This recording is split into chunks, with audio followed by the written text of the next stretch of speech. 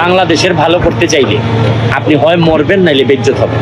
আপনি কোনটা? আমার মনে হয় কোন একটা আমার হওয়ার সময় কাছাকাছি।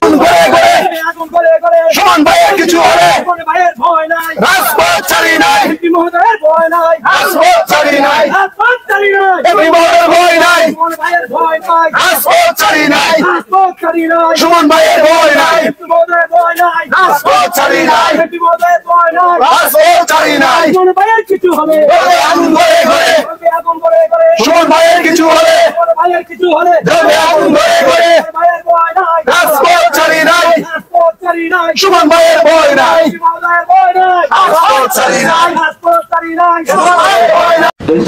সুমন অর্থাৎ প্রতিবাদে সভা কর্তৃক আয়োজিত আজকের এই প্রতিবাদ সভা সম্মানিত সভাপতি, আমাদের মধ্যে উপস্থিত অনেক অভিভাবকদের সুশীল সমাজের বিভিন্ন নেতৃবৃন্দ, বিভিন্ন সামাজিক সংগঠনের নেতৃবৃন্দ, বিভিন্ন সাংবাদিক ভাইয়েরা, বিভিন্ন ইলেকট্রনিক্স এবং ইউটিউবার ভাইয়েরা সবাই আমার সালাম দিবেন। আসসালামু আলাইকুম।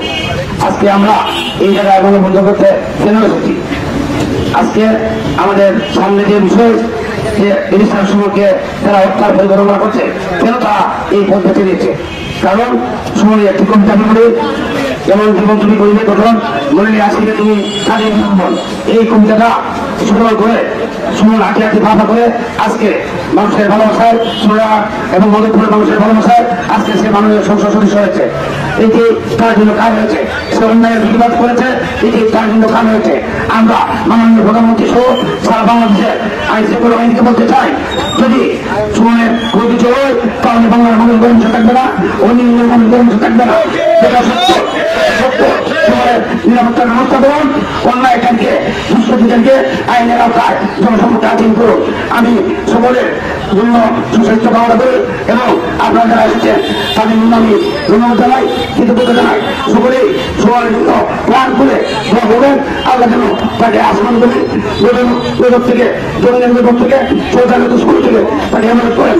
জয় বাংলা, জয় বাংলা।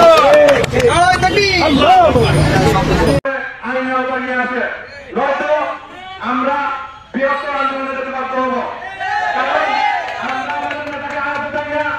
আমরা আমাদের দেশটা সুমনকে হারাতে চাই না। কারণ আমাদের নেতা এবার তারা একটি হত্যা করার জন্য যে পরিকল্পনা বা যে ষড়যন্ত্র করছে, তার পরিপ্রেক্ষিতে আমাদের মাননীয় এমপি সুমন ভাই কিন্তু ইতিমধ্যে জিডি করেছেন। এতে বোঝা যায় যে উনি